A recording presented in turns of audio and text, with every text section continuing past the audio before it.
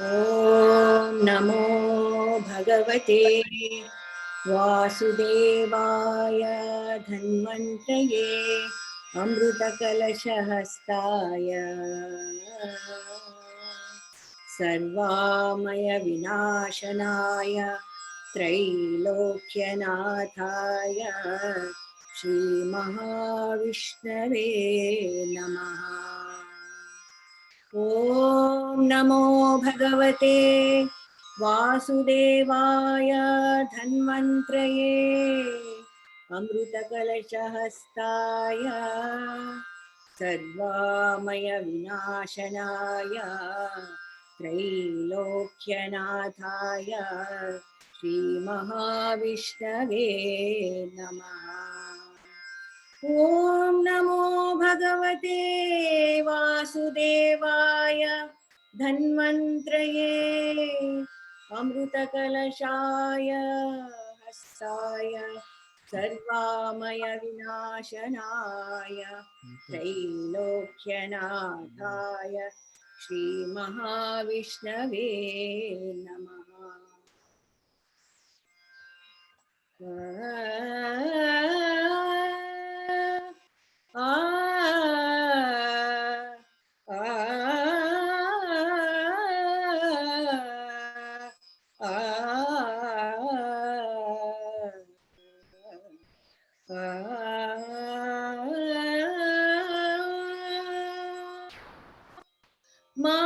मामवतु श्री सरस्वती मामवतु श्री सरस्वती मामवतु श्री सरस्वती कामकोटि पीठ निवासिनी मामवतु सरस्वती कामकोटि पीठ निवासिनी मामवतु श्री सरस्वती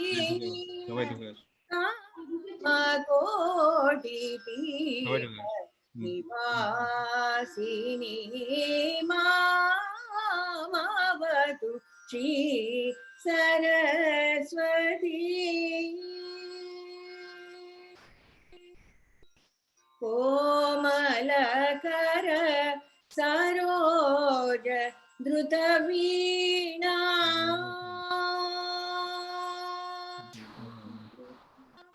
कोमलकर सरोज धृतवीणा कोमलकर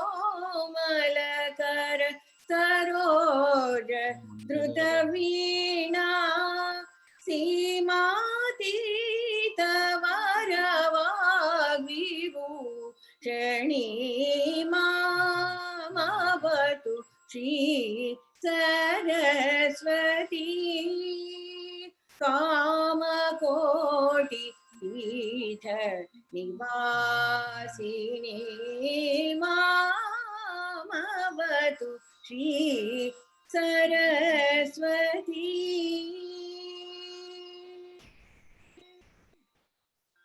राजाधिराज पूजित चरणा राजाधिराज पूजित चरणा राजीवनयना रमणीय वदना राजाधिराज पूजित चरणा राजीवनयना रमणीय वदना सुजन मनोरथ पूरण चतुरा निजगण शोभित मणिमय हार सुजन मनोरथ पूरण चतुर निजगण शोभित मणिमय हार अज भव वंदित वासुदेव चरणार्पित सकल वेद सारा मामवतु श्री सरस्वती सुजन मनोरथ पूरण चतुर निजगण शोभित मणिमय हार अज भव वंदित वासुदेव चरणार्पित सकल वेद सारामावतु श्री सरस्वती कामकोटि पीठ निवासिनी मामवतु श्री सरस्वती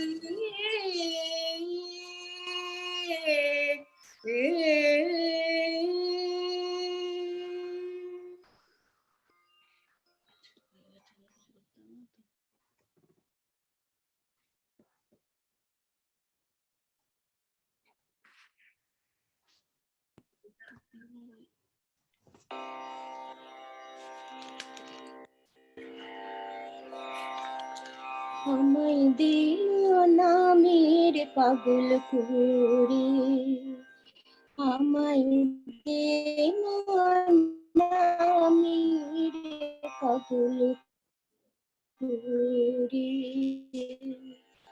আমি স্মৃতি ভাসব স্থলে, আমায় দিও না মেরে পাগল করে। আমি কানায় কানায় রইব ডুবে, তোর কথা মা তোর ভাবে, কানায় কানায় আমি কানায় কানায় রইব ডুবে, তোর কথা মা তোর ভাবে, শুনবো না কারুর কথা কানে, তোর মধুর নামের সুর ধরে, দে মা নামের পাগল করে, আমায় দে না নামের পাগল করে। আমায় দিবি ছেড়ে সংসারেতে, লাগবো না কোনো কাজে, দেবে ছেড়ে সংসারেতে, লাগবো না কোনো কাজে, মন হারাবো তোর পদ তলে, আমি মন হারাবো তোর পদ তলে, তোর মধুর মধুর নাম করে, দিমা নামের পাগল করে, আমায় দে না নামের পাগল করে। আমি বিপদে সম্পদে সুখী, অপমানে হাসব মুখে, বিপদে সম্পদে সুখী, অপমানে হাসব মুখে, ধরবে সবাই বিধিরে বিধিরে,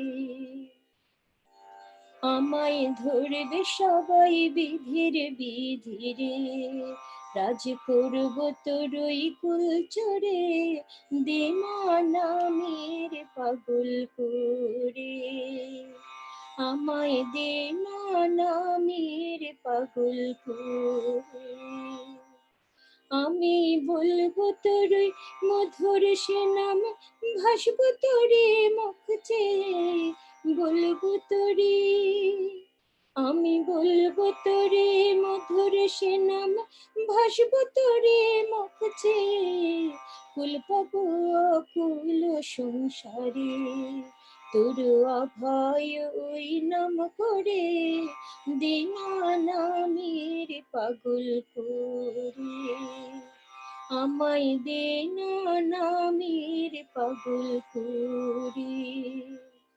আমি শ্রুতি ভাসব স্থলে, দে না নামের পাগল করে, আমায় দে না নামের পাগল করে, আমায় দে না নামের পাগল করে।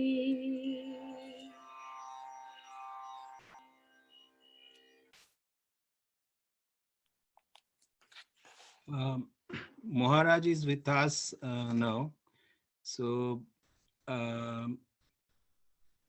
so I think I'll request Ranjita, President VSNJ, to introduce Maharaj and continue with the rest of the program. Pranam Maharaj. Pranam Maharaj. Namaskar. Very nice to see all of you after a long time. Thanks to this modern technology, so it made it possible. Thank you. Punam Maharaj. Jai Ma, Jai Ma. Pranam Maharaj. Namaskar. Thanks, Showman. And thanks, Paramita and the team for organizing this. As we talked before, this will definitely keep up in the right spirit going through this difficult time. And Swami Sarvadevananda is our Swami Maharaj, so he doesn't need any special introduction. You all know him. It's always good to hear him, hear his voice. We didn't get any chance to meet him in 2020 because of the COVID-19. Hopefully, this will be over soon and we'll be able to meet him physically uh, and talk to him directly. So, the topic of Maharaj's speech tonight is the goal of life. It's always great to hear Maharaj. And with that, I will request Maharaj to start. Thank you, Maharaj. Pranam.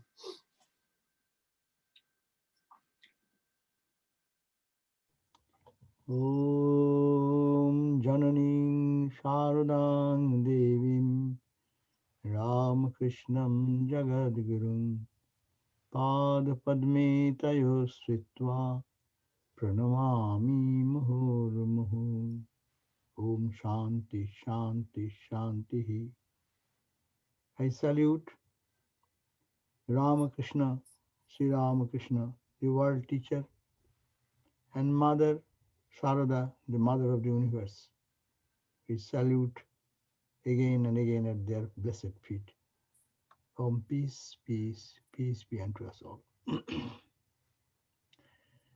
So, thank you all for joining and to see your faces. That's only do one thing, please. You see your face perfectly in your own place, then I will be able to see you also. Otherwise, someone's head can be seen only, or someone's roof is visible. So, but it can be, if you see yourself, then I will also be able to see you. Thank you all. So here, today, our topic is the goal of life. What is the goal of life? As we are born in our natural home environment and the society, no one gives us the goal of life. They always gives a goal, immediate goal. A child, immediate goal, finish this class and then get to the next one. Do this, immediate goal. But not a total planning of life is not there. But the goal of life is to be decided from the very beginning. People, what is the goal? Goal means where we want to go, what we want in our life. We want so many things, but what will be my ultimate achievement, gain, what I shall carry with me? At least ancient India gave this spiritual ideal to whole of their children of Sanatana Dharma from the earliest period of time. But we have forgotten that. The only ideal which has been placed by Indian spiritual sages, rishis and sages, they didn't discard the need of the worldly achievements. Rather, they are very perfected. We will be surprised to hear our past history of ancient India in art, literature, in technology, in science. They had developed so much. But at the same time, you can find that ancient India taught everyone to see that where we go ultimately, what all these mean. So para and apara vidya, that's why in our scripture they have emphasized very much dve vidye veditabbe para chaivo aparacha. Two types of vidya and knowledge. De vidye veditabbe, that is to be known, that is to be learned. One, para, first is para. See the values of Indian spirituality. Para, cha evo apara. They could have said the opera first and cha para. The sages are so clear in the finalization of the goal of life. They say that para is the ultimate goal, and that is the purpose of life. And opera, cha, and we live in the life. We will have to eat, we will have to earn money, we will have to live, maintain our family and everything. Therefore, we need opera. But this vidya is divided into two categories, into the ultimate goal and the immediate goal. Ultimate goal is to be finalized from the beginning. Why we are born, why we are here, why I am going to school, why did we study, why did we learn so many features of life. Look at everyone's background from our childhood.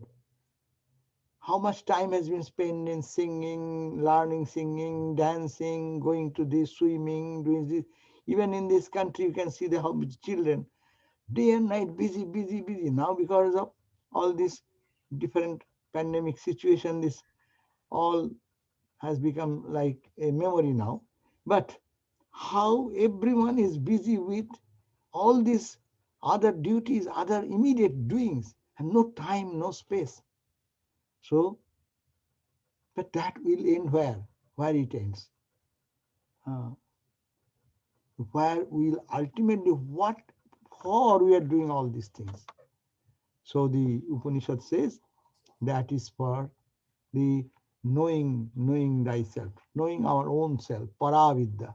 Jaya, para is paravidya, defining what is the paravidya. Jaya tad aksharam adhigamyate. Paravidya is that by which that akshar, imperishable, that absolute, that unchanging state is achieved. That is the purpose. All achievements in this life is necessary, and we must have to make effort for that. But that should not be the end of all. So that's why it is the para is the highest, that is the supreme, that is the Satchidananda self, to acquaint with it. And it is here within. We'll have to touch that base. And when we die, now every day we are hearing death here and there. When we die, what we carry with us? All these things which we have learned in this life, at that point, there comes voidness. There comes feeling. What next? What have I done? Where shall I go?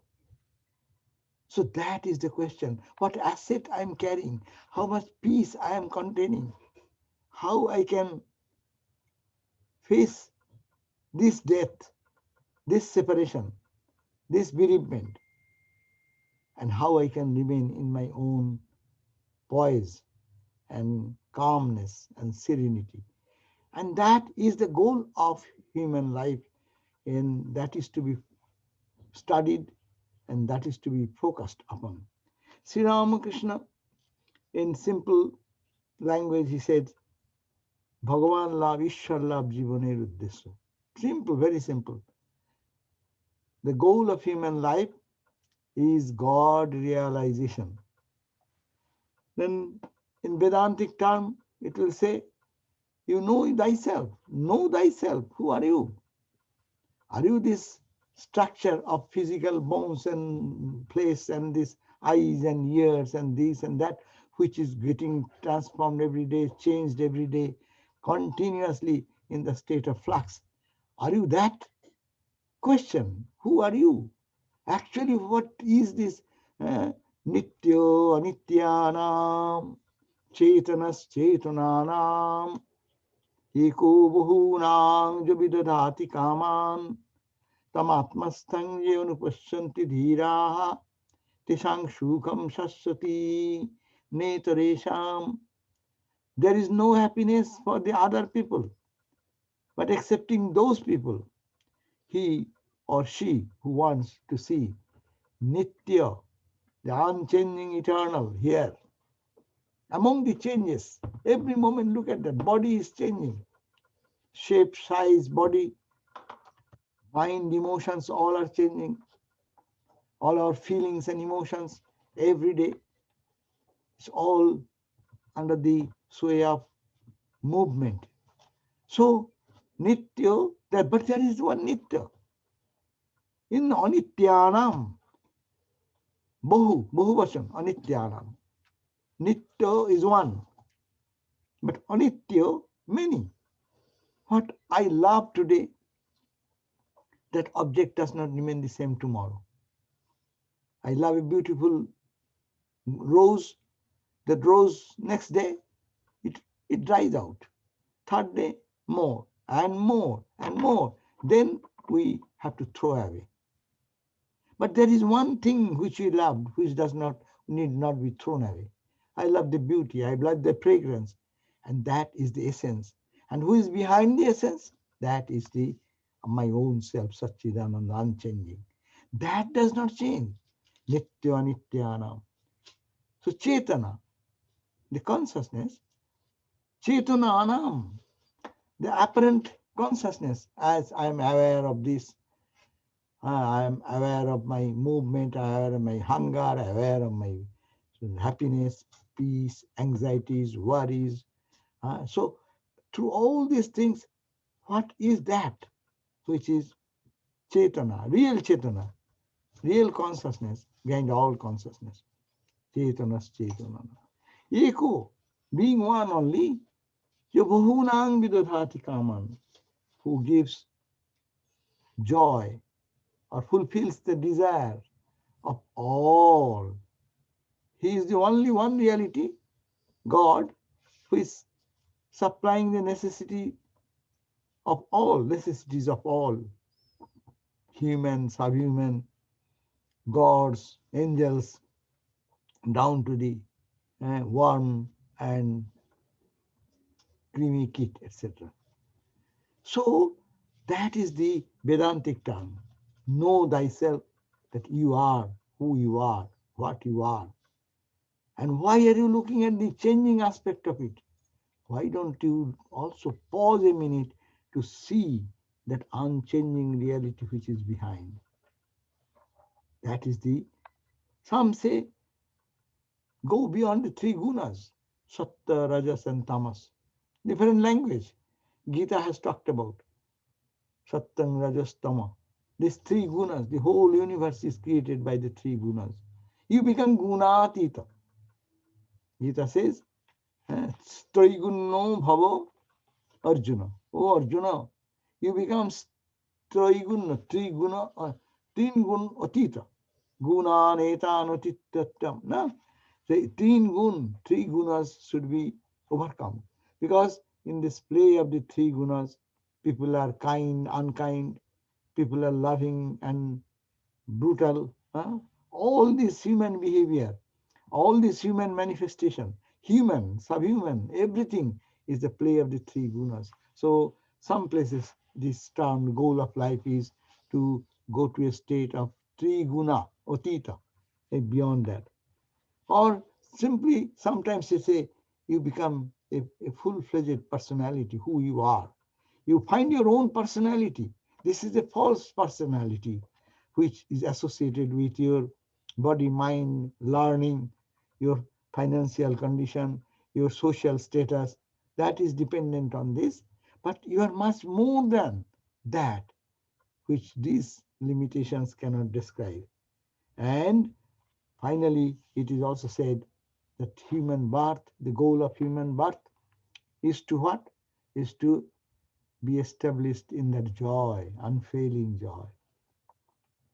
We are all searching for joy. What else? Whole life, if we talk about that, what we have tried whole life to find joy.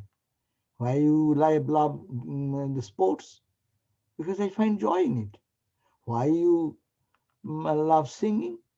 I find joy in singing. Why you dance? I find joy in dancing. Why you cook? I find joy in eating.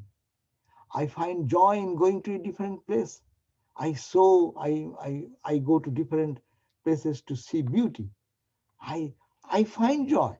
Beauty is not the question. This is not the question. It's the question, I find joy. So we are all seeking for joy. But we do not know where to seek, how to seek. And we are seeking all through and running after those joys, ultimately not getting them. And there we reach. This is the problem. When we start and run for the joy to have it, we will move. But what happens as we move, as if the joy also moves away from us? We get a little bit of joy. Even if we don't, first of all, to get joy or the expected goal to reach is difficult. Suppose we reach there, then after a few days it becomes monotonous. We want higher joy. And then higher joy, and then higher joy. There is no end of this journey. So this is the search that is called the Ananda. We are in search of Ananda. We are in search of joy of what nature? Not only temporary nature. We know. We have tested those joys associated with the Vishaya Indriya, the senses and the sense organs, touch of them. That joy we know a little bit. And that is so little and so impermanent. The moment we get, by the time it is gone almost out of the hand. I give the common example, many times it is old example. Suppose you prepare a wonderful meal and then you put into your mouth. And so long it is in your tongue, you say, wow, wow, wow. And just it comes down of the tongue inside, then it is what? It is a memory. But how much effort we have to give? But is there anything? That joy will be unending joy. Is there any such thing? That is the goal. And how can it be achieved? That is the search. That is called the spiritual life. So the goal of life is to reach that unending, uninterrupted, continuous, absolute joy. Not to go away from that. And it will not go out of my grip anytime. It will be all the time for me. That is the goal. It's called the Sukha, happiness, Jivan Mukti, Sukha Prapti. To attain Prapti of the Sukha, of the happiness. When Jivan, we don't want to go to heaven and people may be happy. After death, you will go to heaven. But this is the sages of India. They brought the ultimate reality so close into our proximity that don't keep this joy to attain after death. Is there any guarantee that after death I will go to heaven or hell? Who will tell me? And I do not know. That's very unknown area. We have to trust and believe on people have said. But we need the confirmation here and now. Jivan, while I am living in the world, while I am in the body, Ananta Mukti Sadki, Rabindranath's songs are there. So that infinite liberty, that infinite freedom, then infinite joy, that is to be achieved here and now. And that is the goal of life. And how can it be done? It is impossible, apparently, because everything is transient, everything is momentary, everything is changing. And in this changing, flickering things, we are expecting which is unchanging, absolute. Therefore, that is we have to do. Here comes. So this is the goal of life. Temporary goals are also there. All goals should meet into this final destination. All goals, their end result is to have that joy, that blissfulness, which will be abiding and which will be experienced here and now while living in the body. Nothing short of that. Whatever we live without attaining this goal, that is one type of bondage, one type of suffering. Lamentation is there. Unexpected hopes and aspirations or frustrations are there. But when you get it here, confirmed, then you feel pratibodha viditam. In every pore of your body, you feel the thrill of that joy. Every moment, like Ramakrishna. Just going now. He is an extraordinary example before us. It is doable and it is given to all of us, that path. What is that path? To have that. Even Swami Brahmananda, Ramakrishna touched them, Brahmananda, Vivekananda and others. And they had their instant experience, no? Vivekananda, Ramakrishna touched him. That story, Ramakrishna one day talked that everything is permeated with that consciousness. Gotita Ishwar, Batita Ishwar. No? This pot is also God, and this plate is also God. The saucer is God, the floor is God, the door seal is God, the door is God. Oh my God. And Naren was little jokingly relating that to Hajra. And Ramakrishna is in the room itself. Only he went out and making friendship with Hajra. Hajra was always little special Brahmagyani. So Thakur used to say in Ramakrishna, it is still maybe 70%, it is reddish, it is becoming. But in me is full, 100% Brahmagyana. So he used to think he has full Brahmagyana. Ramakrishna is only lalche mache. That means it's just coming to the color. It will have to work more. But when this discussion was going on and Swami Vivekananda went and asked Naren, what are you talking about? And he said that we are joking. We are talking about what you told just now. That this is God, that is God, that is God. And Ramakrishna instantly touched him. You know that story. As soon as touched, he saw the whole world is permeated with one consciousness. And he really, transformation, he started seeing everything is consciousness. It is come to Swami Vivekananda because who is Vivekananda? Right, what you call receptacle, and Ramakrishna, who is established in that, who is God himself, there standing.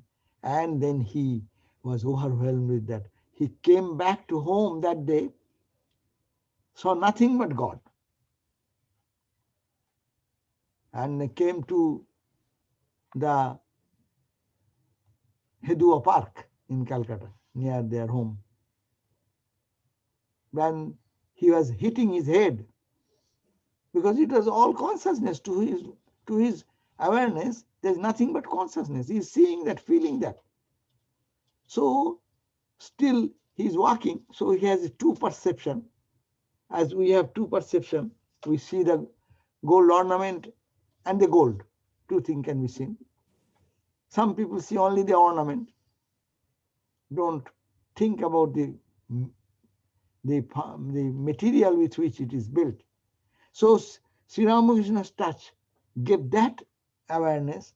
He saw it is all consciousness, and he was hitting his head on the railing, the iron railing, to understand. No, he felt that it is all consciousness. Went back to home, and he was trying to eat something. Mother has given something, and he was eating, but his mind is not there. Huh? Mother is saying, well, what has happened to you? Are you not eating? Putting one morsel in the mouth and sitting like that. Because it's all Brahman. So this can be experienced. But look at that. After having this experience, Naren and others did tremendous austerity. Swami Brahmananda, after Ramakrishna's passing away, he started doing tremendous spiritual practice. So Vijay Krishna Goswami, who was a great saint, who came to Ramakrishna and saw him, he asked, why are you doing? Ramakrishna has given you everything. All the spiritual experiences you got up to Nirvikalpa Samadhi. So what is the need of you doing all these practices? He says, no, Sri Ramakrishna has given it, but I am trying to make it my own.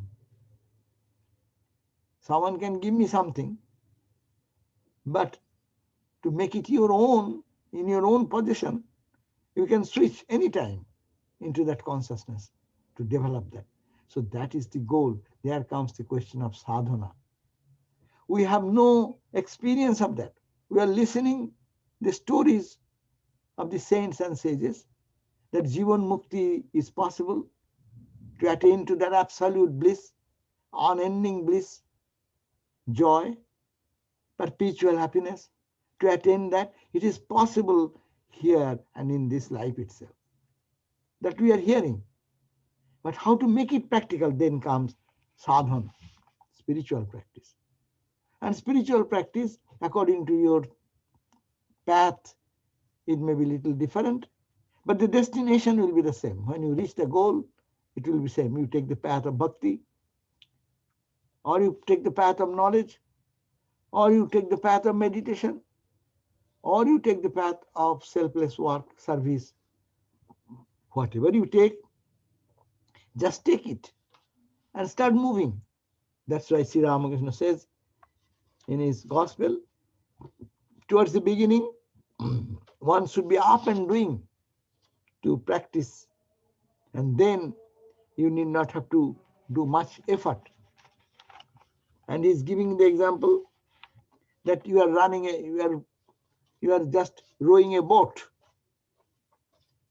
and saying that so long there is waves and ripple, much huge torment is there, torrential things are there, and waves are coming, and you are to ride the boat, you have to steer the boat very carefully. When it is moving in the angles of turns, and here you should have to, the whalesman have to hold it very carefully so that it does not hit this and hit that. In life's journey, when we start our spiritual practice, we have not reached the destination, that perfect calmness. Our life is turbulent. It is a turning is there. Sometimes we find no way out. I cannot get out of it.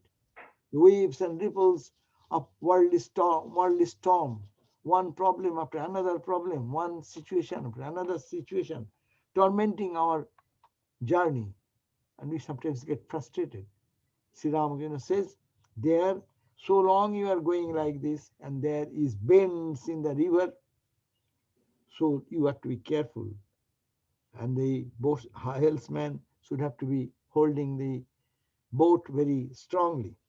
But as soon as you cross that and you see the open river, just then as a boatman, what he does, he just puts his hand on the rudder and makes a hubble bubble smoke and enjoys.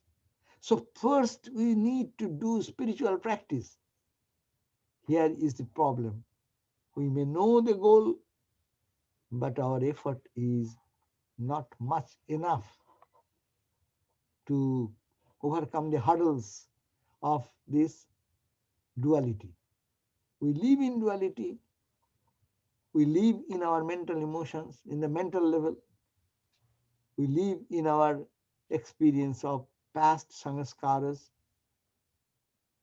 but we have to work hard to clean those and till we reach the peaceful state of mind. Ramakrishna, how he was restless for so many years, every day crying, weeping, restless. Ramakrishna said, restlessness is where? Where is restlessness? But restlessness will come when? Also, that is the truth. Why we are not restless for God?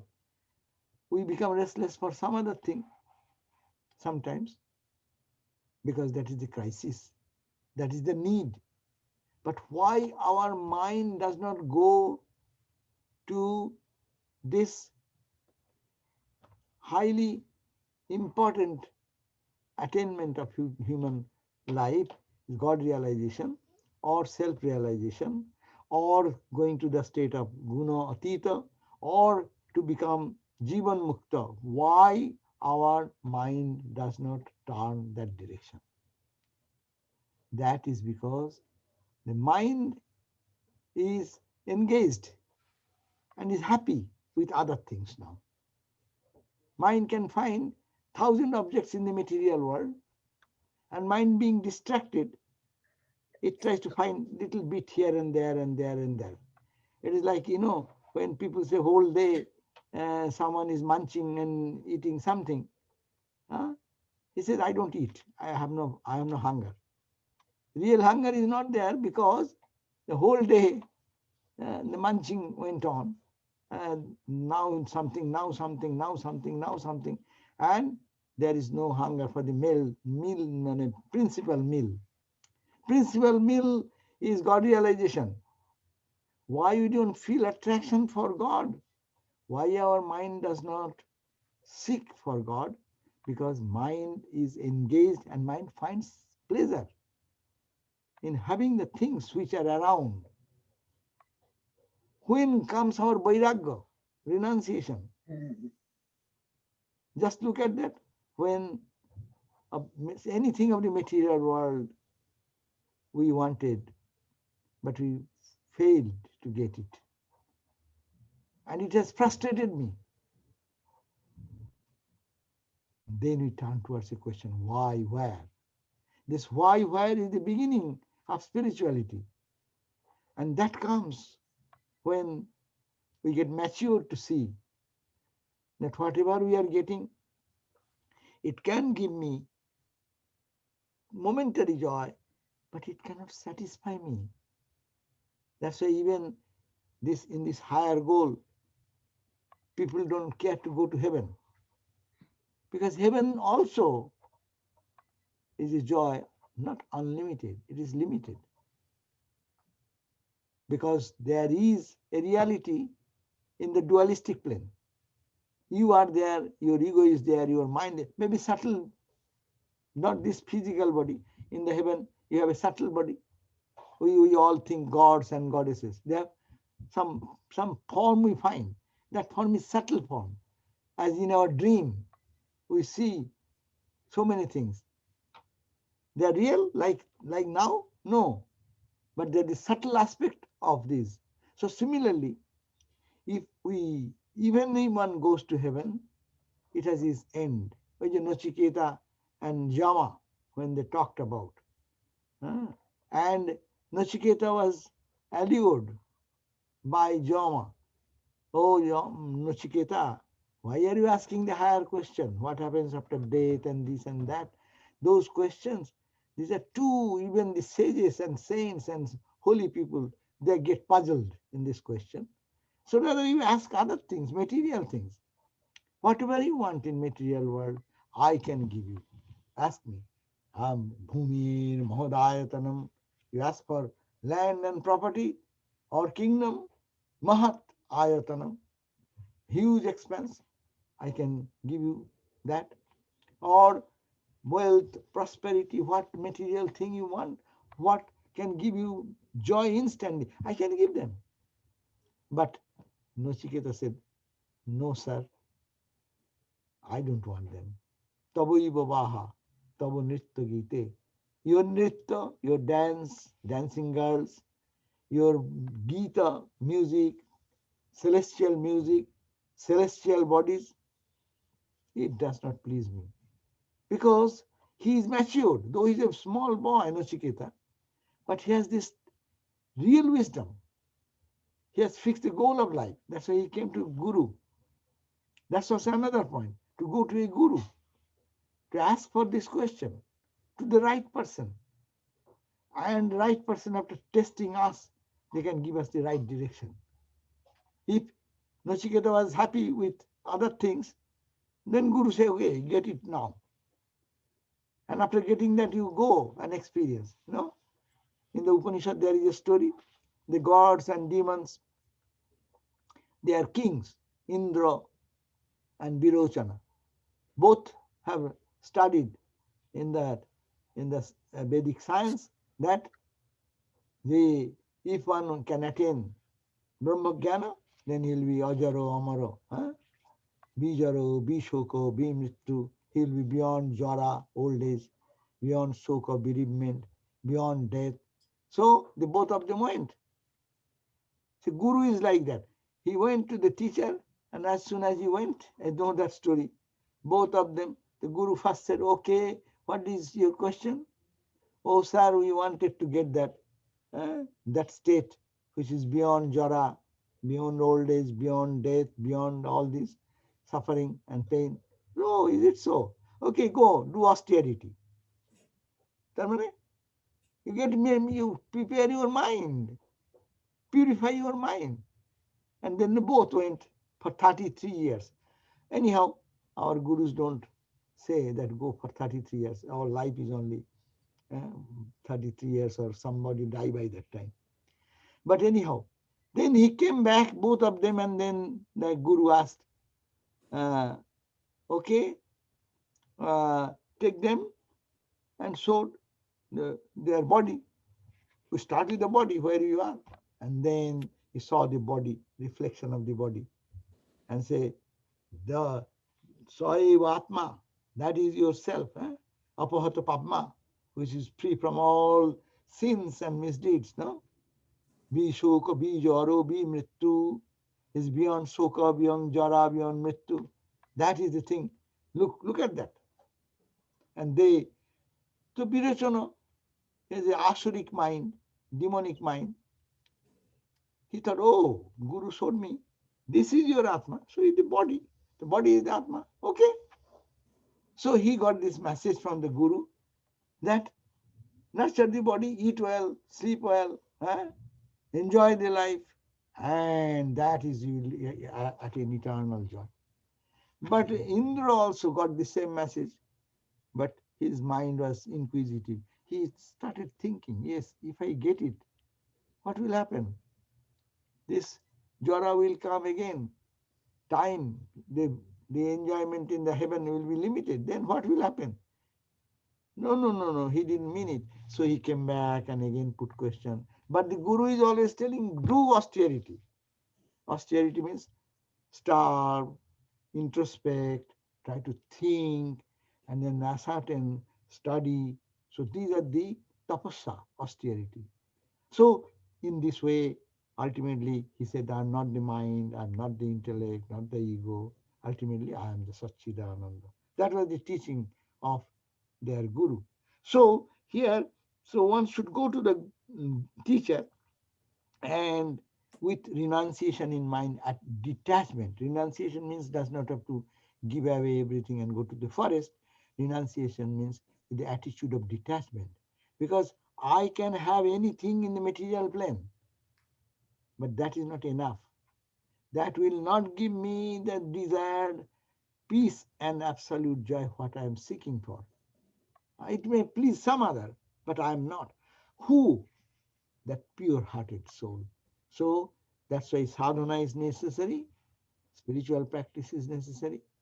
And as that's why our gurus have given us Ishta mantra. For us, we are coming down to our point. We can talk Vedantika perspective, we can talk other aspect, but I am focusing on this aspect because our teachers, our gurus have given us certain direction. Following that direction, one is focused on God more and more and more. What will happen? As much as we move inward, that much we will be off from the temporary things. Because you are moving to the eternal, naturally you are withdrawing from the temporary. And after you settle more in your heart, and then when you open your eyes, you will see the same reality in everyone. Gradually, inside and outside, that experience will come. That's why sadhana is necessary. Eh? Vivek means analytical aspect is necessary. Can it give me joy? Can it give me peace? Permanent peace. What I want. If I want temporary, okay, it will give temporary. But are you happy with that, or you want something more? So this quest will continue and continue and continue. Ultimately, one will go to heaven. Heaven will be disgusting because it has monotony also. Every day, if you get luchi chakka, every day, then after 10 days, you will say, Baba, change it. Bring some muri and tele bhaja. Or do something. if you get the even the what people say best quality, thing, but if you are every day you get, it becomes monotony. So if you want ice cream is good, one day is good, 2 days are good, every morning, evening, ice cream, ice cream, ice cream, ice cream. After some days, you want something different taste, not that sweet, maybe little sour, little this. So there is monotony in this type of experience in the world. So, but in God there is no monotony. That's the beauty. Pura opi nava. It is said when you think of God, it is though the same. We say we are thinking of God, but it is though it is old, but every time it will be appearing new. Your joy will be fresh joy, as it were, because unadulterated joy. In other joys, they are associated with other things, but here no other thing excepting divine and divine alone. And that is the source of all rasa. So rasa visha, Brahman is rasa. Rasa means sweetness, honey. Rasa visha, rasam hi vayang labdhva anundi bhavati. Upanishad says, attaining this rasa, attaining this joy, people become anandi bhavati. They become full of, saturated with ananda. So that is the goal will be achieved, not in one day. Have to have grown new taste.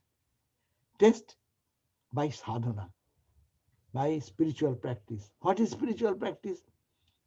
Whatever we are doing in whole day, suppose if we can think, I am extracting the same rasa, same joy through food. That's why we call Brahmarpanam, Brahma Hobi. We say hobi, hobi means the ghee or the food what you are taking and putting into the mouth to the burning fire in the stomach. That is also Brahma. The food you are taking, that is Brahma. Your hand through which you are taking it is Brahma. Brahma, Brahma, Brahma. No? So can we remember every day that it is mind is turning towards that? It will turn if the mind becomes pure. If mind feels frustrated with the worldly object. See, look at that. When in some family or some place we find that someone of our near and dear has just left the body. What comes in our mind that day, that mood?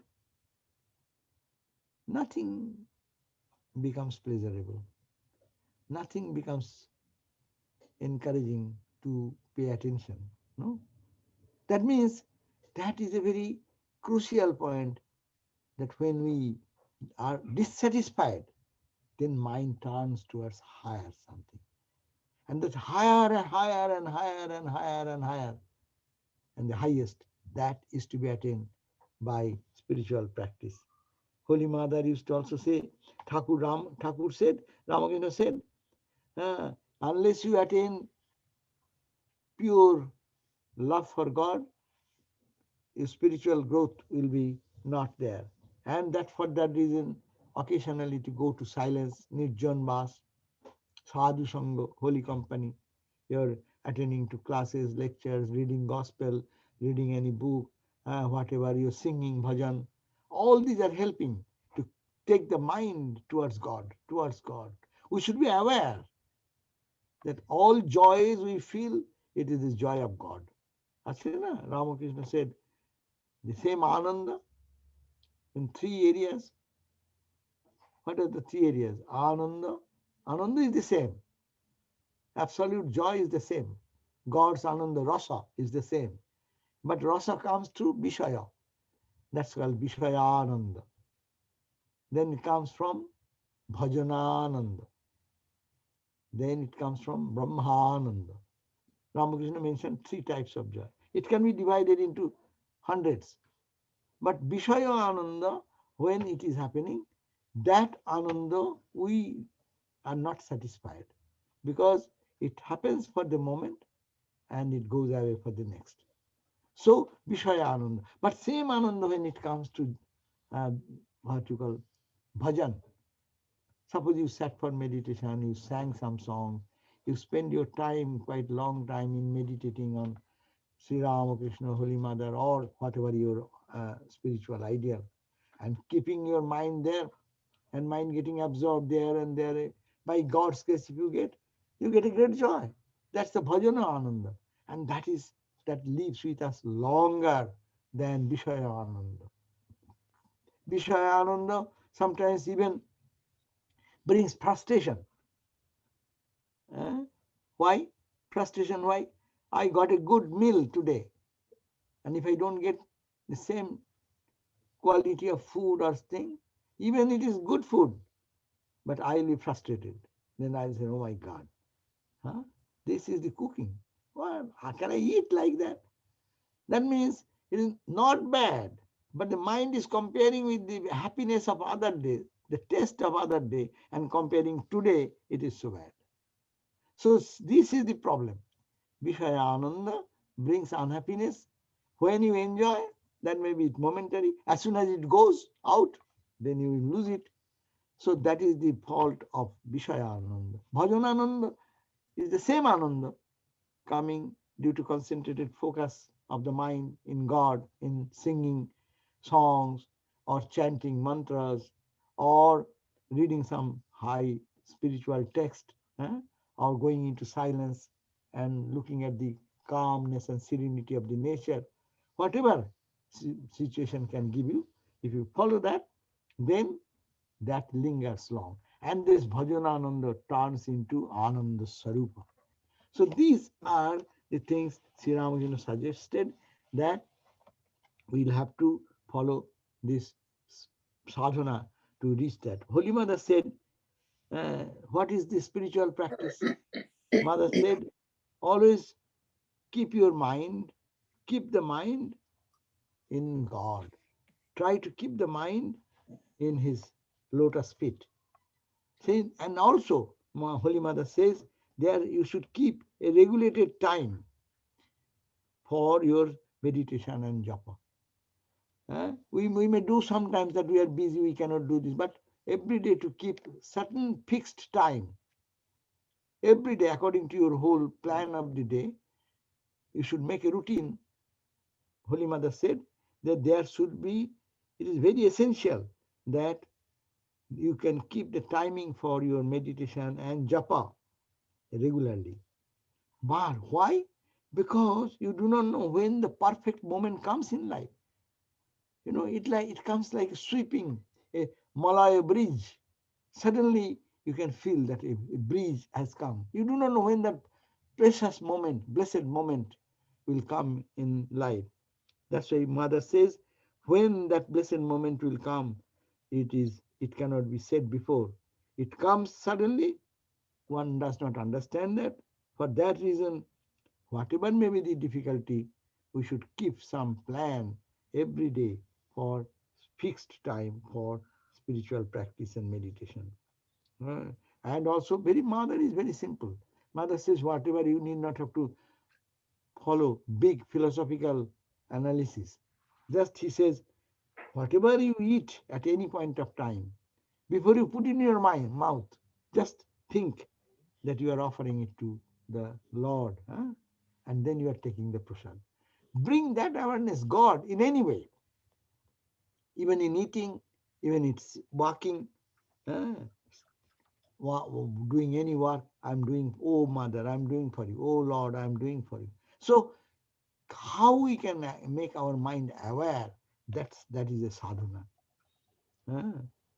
And sadhana, Swamiji has said so many things, that each soul is potentially divine. The goal is to manifest this divinity within by controlling nature, internal and external. By do this by work or worship or one, or philosophy, or by one or all of this, and be free. This is the whole of religion. So that Swamiji also said that way. Also, he suggested that in this bhakti yoga, in this Kali Yuga, bhakti, upasana, the practice of bhakti is a good choice. So, whatever we do, we have to keep a very regulated life. We have to keep some special time. But if we cannot, we should not be thinking that only spiritual practice is in the shrine room. When you go to your personal shrine room, that is your spiritual. No. How you can bring that spirituality in your day-to-day action, in whatever you are doing, as if you are doing for him. It is his house, it is his people, you are cooking for him only, you are cleaning for him only. So bringing this awareness is sadhana.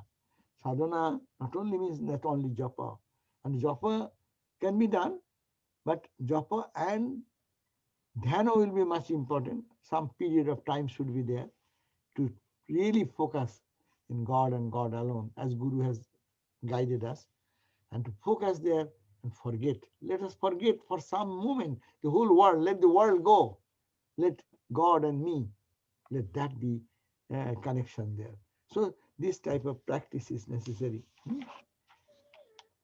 To, of course, you should have to keep a very good health. That care should be taken, and regularly reading of the scriptures, reading of the modern scriptures are very easy.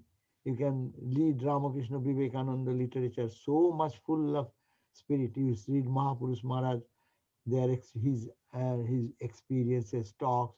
You go to Swami Premananda, you go to Swami Virajananda, Brahmananda. Just simple messages, simple things. It takes your heart and always reminds you and all of us about how to live a life, how to think of God. And always to, and as I said, at the end we should have to do that, how we can every day make a plan that getting this human birth, I don't make a wastage of this. No, Shankaracharya says, Durlabham trayameva etat devanugraha hetukam manushyattang mumukshattam mahapurusha samasraya. No, Durlabham. It is very rare to have a human birth. Because unless karma will pull us to lower animal birth or even higher animal birth. No? Lower animal birth, this body is not fit for meditation, prayer, questioning, guru's teaching. No, possible. In a cat body, dog body, or in rat body or squirrel body, they're good. Bird body. But there's no chance as in the human body. We can go to a guru, we can ask the question, we can learn something from them, we can practice. That's why Manushyatam. Mumukshattam, then among millions and billions of people, the Ichcha, Mukti Ichcha, that's the subject we started. Goal of life is Mukti Ichcha, Mumukshattam. That is next rare quality. Having a human body, if those who have the mumuksha, we are all here, we have our desire to be liberated. That's why we are spending time, mumukshattam. And then we are already got some of our life has given something, Mahapurusha Sahasraya, at the feet of taking refuge at the feet of the great Mahapurusha, great soul like Ramakrishna, Rama, Krishna, Buddha, Chaitanya, whatever, Ma Kali. So they say taking refuge and getting there at the feet of Guru. No? So Manushattang, Mamukshattang, and Mahapurusha Sahasraya. These three things, Durlabham Trayame Vetat, Deva Anugraha Hetukam, by the grace of Devata, by the grace of God only, this rare privilege is gone. So we are privileged to have all the three. We have a Manushya body, Manushyattvam. Then we know that we are not satisfied here. We want to know what is our real life. Mumukshatva, we have the ichha, desire to mukti, to liberation has dawned in our heart. And Mahapurusha Samasraya, we are getting the holy company by God's grace, we are getting all this. So this is utilizing this and making it successful in life as to realize our real nature, or Bhagavan love, or Ishwar darshan, whatever may be the language, to reach that Jivan Mukti state of real peace, real joy, real blessedness. That should be our attempt to reach this goal, the goal and to reach this goal. So, what else? We will have to make effort. Sri Ramakrishna, from anyone in the spiritual life, we find that the same question has been placed again and again, only by sadhana. See, if we pay attention to the no, if we look at that, how much effort was there, how much dedication was there.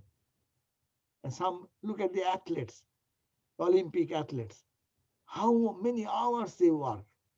Look at the musicians, those who have become successful, how many hours they do rewaj. Say any field, how much dedication is necessary. Even that is physical, it can be seen open with open eyes, or it is some material aspect. But Brahman, God, is invisible. To achieve that, we should have to have much more sadhana, spiritual practice. So God bless us with this sadhana, and we end here. Okay? So now we will go for the question answer. Only I got one from Dilip Gorai, that a question came, so I am going to answer that question. Is okay? Yes, Maharaj. Yes. He says, my goal of life is to attain moksha. That's we had discussed about that. Climbing the stairs step by step, depending on my karma in this life and future lives. It may be in one life or not in another life. I know it may take several cycles of birth and death. It may, or it may not. Who knows? It may be fortunate by God's grace. It can happen now. Who knows? This within half an hour it may happen. We should be ready for that. No, we should be yearning for that, and we should keep our mind aware. This, yes, think of God, think of God, think of God. A Holy Mother said, you do not know when the blessed moment will come. So we should be, Rabindranath Tagore song, Jodi e amaro hridayo duaro bandho rahe go kobhu. দ্বার ভেঙে তুমি এসো মোর প্রাণে ফিরিয়া যেও না কভু. Hey, that's one. We should be open. God sometimes come and he saws that our gate is closed, door is locked. So he turns back. Poor guy comes and goes back. So no, don't allow that. Let the heart be open. So it may happen in this life, but you are correct. It may be take some more lives to after somebody dies. Now is the question. After somebody dies, we always send condolences to the bereaved family and pray for his soul to rest in peace. Okay? His soul to rest in peace. Okay. Now, according to Bhagavad Gita, the soul is pure. Is it not? Soul is pure. As we say, Atma. Atma is pure. Departs the human body at death and goes to another human body, which is already selected by the Paramatma, Supreme God, according to karma of the last life. I am confused when we say the soul be rest in peace. We are saying, at the same time, we are saying he is being born in another body. No? Got the point? We are in confusion here. Anyone dies, we say, oh, God, let him rest in peace. Okay. Are you are saying rest in peace? And Gita says, no, no, no. After that, he will be born in another body. How will rest if he moves like that? It's confusion. But here we have to understand, Atma, this word Atman has many meanings. Atman, when associated with the Deha, this is the Dehatma. When I get associated with my dream body, that is called the Sukshma Atma. Sukshma Deho, Sukshma Atma. And when we go to the causal word Karana, that's called Karana, causal state. When we die, what happens? Atman, the real Atman is birthless, deathless. No? That is Gita says. Atma has no birth, no death. Their fire cannot burn, water cannot soak, it does not move, it does not come. No? Ishavashyam midag sarvam. No?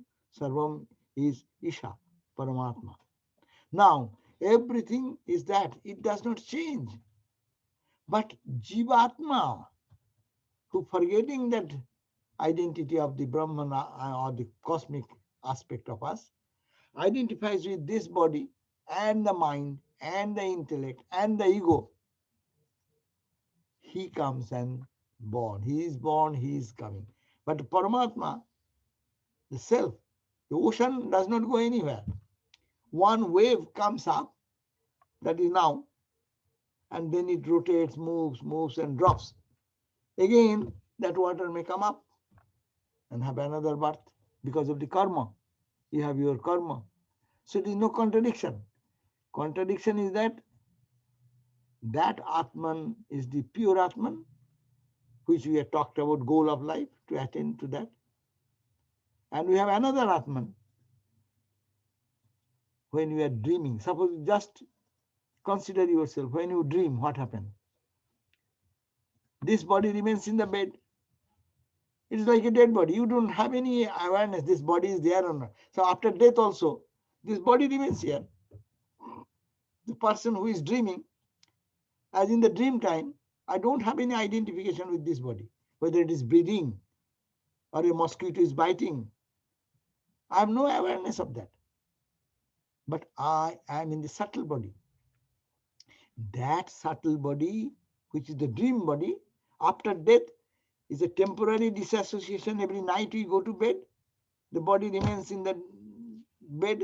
I get disconnected with that. I live in the dream or in the deep sleep. Similarly, after death, we disconnect with this body permanently. But we remain in the subtle body. And that subtle body, according to its desire, according to its need, it moves from one body to the other body, to the other body, again and again, till that soul finds that there is nothing in this world but to go back to my home.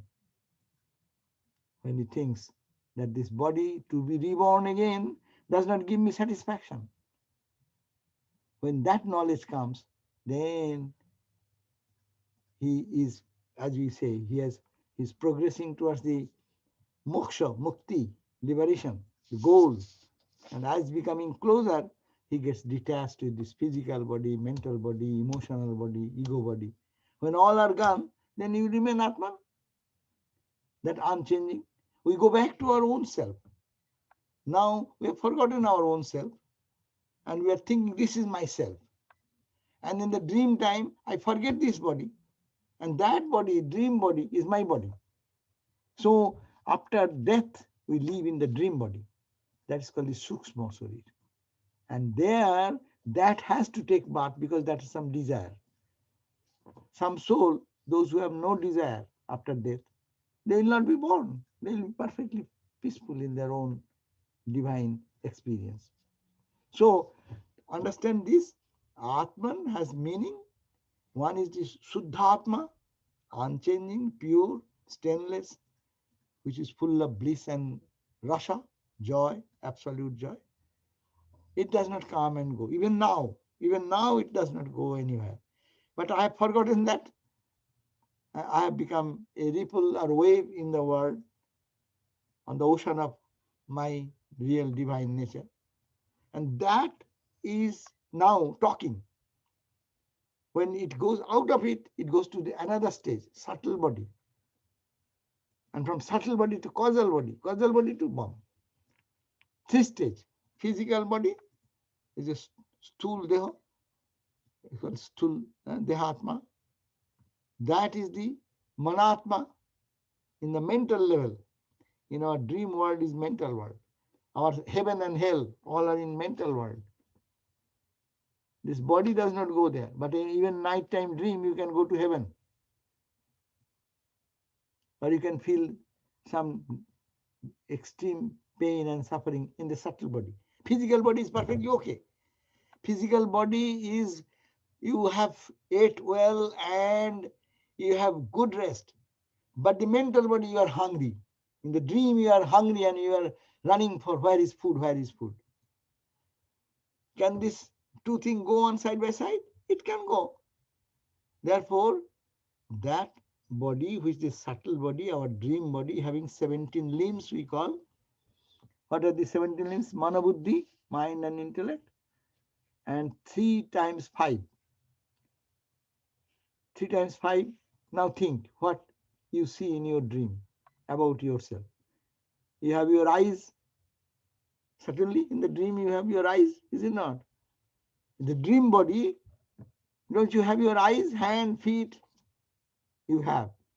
Therefore 5 organs of action is there. 5 organs of perception is there. Got it, Naki? Are you understanding this point? Very, I should see your head nodding. Are you getting it? 5 organs of perception. Eyes we have in the dream, we also see. We also hear somebody telling something. I also sip a glass of water. No? And also I feel the thirst. So 5 sense organs are there for perception. Eyes, ear, nose, chakshu, karna, nasika, jiva, tok. And 5 organs of action. I have my hand, feet, etc. There also. Not this. This is in the bed.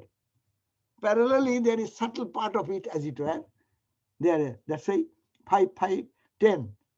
And you have also 5 elements. There is also you breathe air. Now we are breathing here. But when you go to dream, you forget this body. This body is dreaming like breathing and doing whatever that. But you dream in your dream body. Is you not? In the dream body, sometimes you don't feel suffocated. You feel.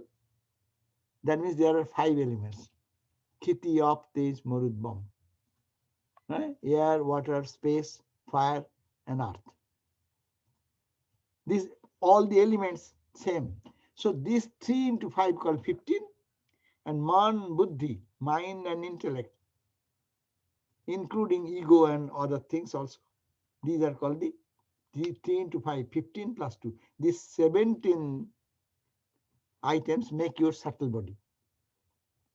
This subtle body goes from one body to another body to another body. Again enters into another mother and father, and then is born in that family. Because the desire is there in the subtle body. All desires are in our mind. No. We have past impression. Thousands of desires are there. So that desires, that's why spiritual life is don't desire. Desire God only. If you desire in God only, then you are not to come, not to go anywhere. So this is the thing. Physical body only changes and the physical body is left, but subtle body remains unless we realize God. So till then the body will have to be in another room, another place, another body, till you reach a holy body. We call the yogi's body. You are born from the early days in a family, your good karma. Your parents are very devoted. They spend their time in meditation, prayer, and this. A baby is born in that environment. Even in the mother's womb, they are singing, they are singing the songs, very calming, soothing things. And the baby is getting all the nurturing. Upanishad chanting is going on. From the childhood, in the baby in the womb, mom and dad are chanting. So their good karma, the soul, has born there in their family. And our spiritual life starts at the age of 20, 30, 40, or 50. This baby is so fortunate because of his past good karma. He, from the very beginning in the mother's womb, is listening the Vedas and Upanishads and chanting of the Vishnu Sahasranama, this or that. So you see how good karma has taken him there. And when he is born, immediately he's meditating with his mom and meditate. So the spiritual life is intensified there. Maybe that is their last birth. They have come and then finishing, knowing their own self, never to come back again and to be in the joy. Okay. So that was the question with me. I think that as much as I understand, I have tried to say. Now, if you have any other question.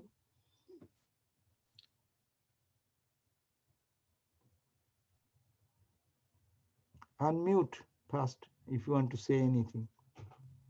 Maharaj, this is Chandana. Can I ask you a Yes, question? I see you. Yeah, for now. This restlessness and yearning that you talked about, that is so much needed. Does that come with effort or austerity, or is it spontaneous, given by God? What happens, when we become restless, that becomes spontaneous austerity. When you are restless, suppose you are restless for getting a doctor, what will you do? You become austere. You are calling here, calling there, not finding here, don't, if you, that, wherever you run for that. That means restlessness itself is connecting you with the truth.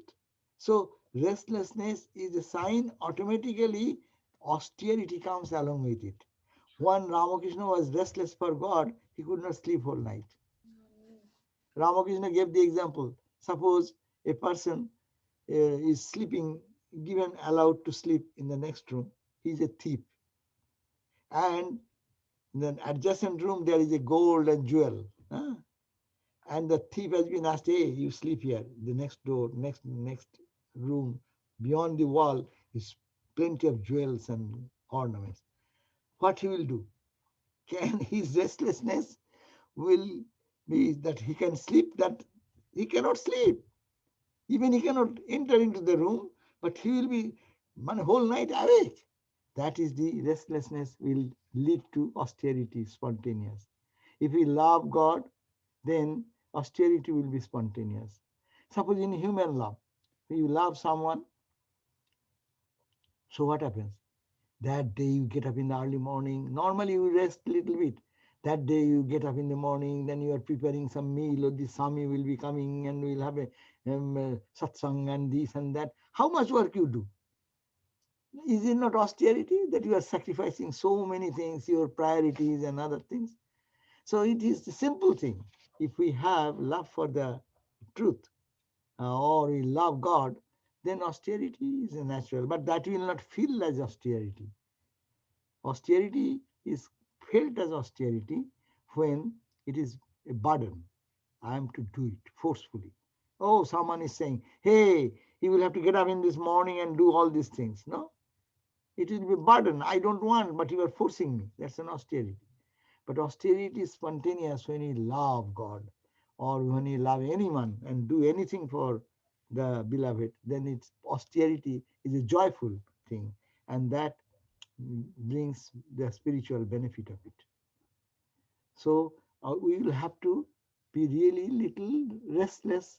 Restless, unnecessarily restless is not also good. Ramakrishna was not unnecessarily restless. As we become naturally restless for things in the world, so practicing our spiritual disciplines every day, a time will come we will be really restless for God. So how to get to that point? We should have to every day work for that. That, if we analyze, called discernment or discrimination, that helps us. If we discrimination, we make a discrimination, then it will be so easy that it is, I have to have my meditation, I have to have my joy of singing bhajan to Thakur, no? So he will be listening me and I am pleasing him. So anything you do with love for anyone, that does not become a burden, and that becomes joyful, but it is austerity.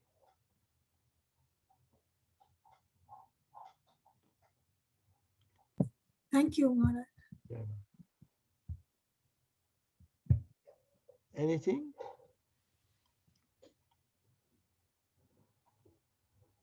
Okay, Can I ask you another question? why not? A question came up that since when Thakur Ramakrishna started using the name Ramakrishna? I couldn't answer that Oh, because he signed as Sri Gadadhar Chattopadhyay in that museum. So we see that it's Gadadhar Chattopadhyay. And someone asked that since when he started using the Ramakrishna name? Did he ever call himself Ramakrishna? it is a subject of research. There are different opinions about that. Someone says, one opinion is that there are, and his father was a Rama Bhakta. So father went to south to Rameswaram, and he bought a Ram Shila, holy Rama stone, and he used to worship it every day in the home. So some say they're all are made of Rama Kumar is one's name is Ram Kumar. Ram Sila is the daughter. So Khudiram gave name to Rama, Rama, Rama, Rama. So probably his father gave the Ramakrishna name, but it was not much used because his Gadadhar become popular, because his father also went to Vishnu temple, Gadadhar, Narayan, Vishnu, Gadadhar. So that it came at Gadadhar. Some say no. It is Tutapuri gave first the Ramakrishna name. So like that, there are 2-3 opinions about this. But main thing, some say that it maybe his father has given, because their family name is, everyone is Rama, Rama, Rama, Rama. Ram Kanai, Ram Kumar, Ram Sila, Ram Lal, of course, their generation afterward. But anyhow, okay. Okay, thank you again, Maharaj. Unmute, Ronan Babu. Unmute. We are not hearing you. Unmute, yeah. Okay. In traditional sense, whether Hindu religion has Swarga and Narak, heaven and hell. But yes, Hindus have, because of the karma. You do some good karma, you get some merit. But it is there's a difference between the Sarga and Narak. With Christian and other religion, their Sarga and Naraka কি হলো? আপনি of হয়ে গেলেন তো? Oh, I'm sorry. আপনাকেই তো বলছি, রনেন বাবু, আপনাকেই তো বলছি এখন। হ্যাঁ, আমি শুনছি। So it is Sarga and Narak. These are the places of experiencing the result of our karmas. So good karma, they call heaven. And there also Hindus are much more specific. How much good you have done. So you get a position there. Bhur, Bhuva, Swa, Maha, Jano, Tapa, Satta. There are 7 planes. 7 types of sarga. According to your punna, according to your good karma, you be here, you be there, you be there. But that is not permanent. You go there, you have some good karma, you are working in your office boss was very happy and said, okay, you get a air ticket, I will give you everything, you get 1 month leave, and all expenses will be given from the company for 1 month leave and go to Hawaii. Okay, you went to Hawaii and stayed there, but it is enjoyment, it is heaven. But when the time will be over, 1 month, eviction notice will be given by the hotel manager. No, your date is over, or either you pay more, but more is not, it is sanction. So sanction was that. I'm giving a gross example. So our Hindu idea of heaven or hell, these are not permanent. When the karma will be over, then we'll come back and born as human being. And this is called the karma bhumi. This human body, whatever we do, this is called the karma bhumi, where we do karma and we go merit or demerit. That's why spiritual people does not care for merit or demerit, because you have to spend there. Says, oh God, I give it to you. So it does not come into your account.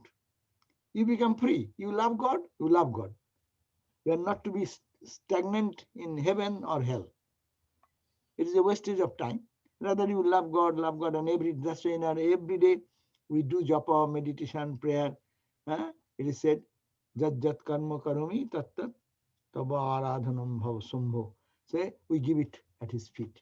So every day we should offer so that it does not come. That's why Niskama Karma. We do our Ramakrishna mission or spiritual traditions teach us to be Niskama. Why? If you keep it in your pocket, it is going into your merit account or your demerit account. According to the merit or demerit, then after death, one will have to go there and spend time. And when that is finished, then you have to be born again. And then do karma again. And again you go, again you come back. Gatagati puna. So, to love God is the best where there is no desire. Okay. So, this is the distinction. Hindus have heaven and hell temporary. But Christians and other eternal hell or eternal heaven, which is the Hindus don't believe in. That is the distinction between Hinduism and others. Thank you. Maharaj, what about the hotel manager, Maharaj? Hotel managers also have done good job. They get a job here. No one will But tell they them. will be bored. Now, hotel managers, even they are hotel managers in the 7-star hotel. They are getting all the 7-star benefits of food and all these physical comforts. But after few days, 7-star hotel is no more. It is 7-star, we don't know, but I'm talking about 7-star. Even 7-star hotel will be monotonous. You will not be happy with that. When you don't get it, you will say, oh, I am in 5-star. 6-star will be great. Ha, ha, ha. You go there. After staying some time, you'll say, oh, it is called 6-star. I'm staying all the time. I'm bored of it. So that's why everything has a optimum point of frustration. Only to go to God, which is eternal. Okay, thank you all for joining, and very nice to see you all. Of course, I don't see many because all are not visible. Maharaj, yeah, I need to apologize. My laptop broke and we could not do the YouTube live stream today. Oh, anyhow, whatever. What can be But done? I have the recording. Paramitadi will post it after our program today. After you can download and post it, yeah. Yeah. But that's Anyhow, so Ramakrishna Sharan from Maharaj. do that to end. Rooney. Ram Krishna Sharanam, Ram Krishna Sharanam, Ram Krishna Sharanam, Sharunne Jaj Ram Krishna Sharanam, Ram Krishna Sharanam, Ram Krishna Sharanam, Sharunne Prabhu Kripa hi kevalam, Kripa hi kevalam, कृपा ही केवलम शरण में प्रभु कृपा ही केवलम कृपा ही केवलम कृपा ही केवलम शरण में जय जय राम कृष्ण शरणं राम कृष्ण शरणं राम कृष्ण शरणं शरण्ये जय जय राम कृष्ण शरणं Ram Krishna Sharanam, Ram Krishna Sharanam, Sharanam, Sharanagatam, Sharanagatam, Sharanagatam, Sharane, Prabhu Sharanagatam, Sharanagatam, Sharanagatam, Sharane, Jai Jai Ram Krishna Sharanam, Ram Krishna Sharanam, Ram Krishna Sharanam, Sharunne Jai Jai Ram Krishna Sharanam, Ram Krishna Sharanam, Ram Krishna Sharanam, Sharunne Namo Sri Gurave, Namo Sri Gurave, Namo Sri Gurave, Namo Namo, Namo Sri Gurave, Namo Sri Gurave, Namo Sri Gurave, Namo Namo, Jai Jai Ram Krishna Sharanam, Ram Krishna Sharanam, Ram Krishna Sharanam Sharunne Jai Jai Ram Krishna Sharanam Ram Krishna Sharanam Ram Krishna Sharanam Sharunne Ram Krishna Jayo Jayo Ram Krishna Jayo Jayo Ram Krishna Ram Krishna Jayo Jayo Ram Krishna Jayo Jayo Ram Krishna Ram Krishna Jayo Jayo Ram Krishna Ram Krishna Jayo Jayo Ram Krishna Jayo Jayo Ram Krishna Jayo Jayo Ram Krishna Jayo Jayo Ram Krishna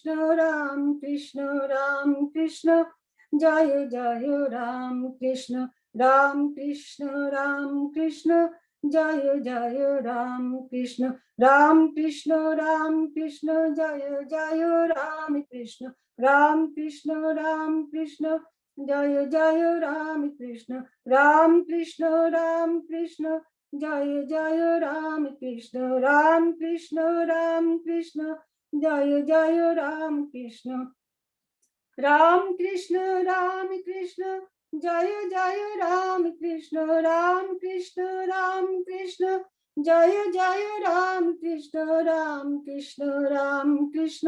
Jayo Jayo Ram Krishna Jayo Jayo Ram Krishna Jayo Jayo Ram Krishna Sharanam Ram Krishna Sharanam Ram Krishna Sharanam Sharane Jai Jai Ram Krishna Sharanam Ram Krishna Sharanam Ram Krishna Sharanam Sharane Jai Jai Ram Krishna Sharanam Ram Krishna Sharanam Ram Krishna Sharanam Sharane Jai Jai Ram Krishna Sharanam Ram Krishna Sharanam Ram Krishna Sharanam Sharanam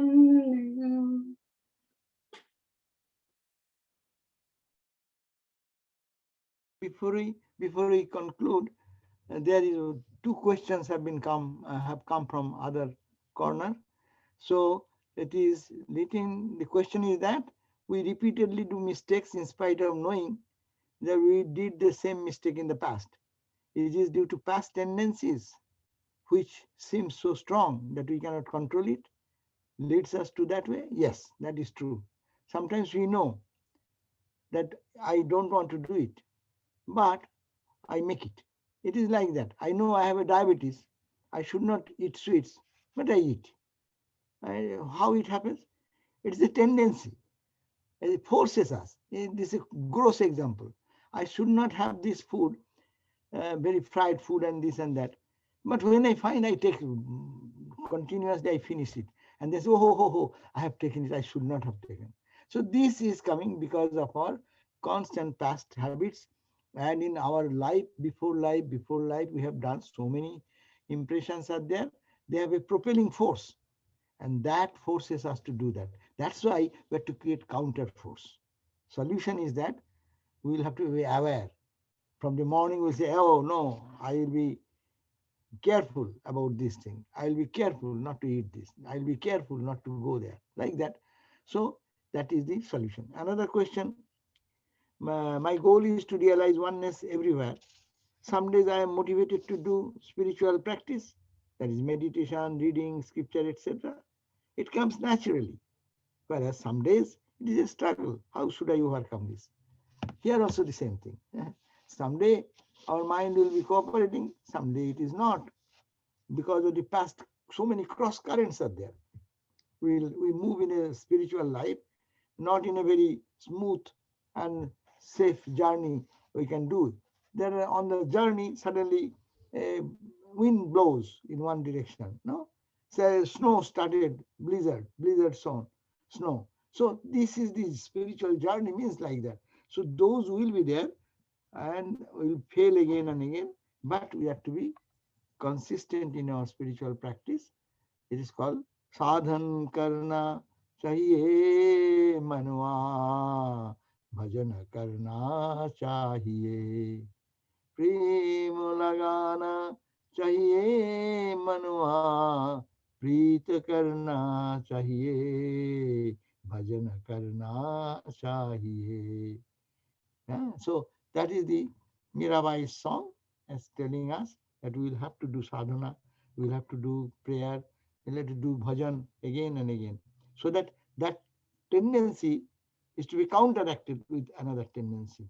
You cannot cut it at your own strength. You cannot cut the root of desire unless you, Ramakrishna said, you give it direction to that. So how can we do? Again and again, prayer also, oh Lord, I tried, I failed. Please give me strength. You are all power, you can give it. And also on my side, I am aware. If I fail, then I said, oh Lord, I prayed to you.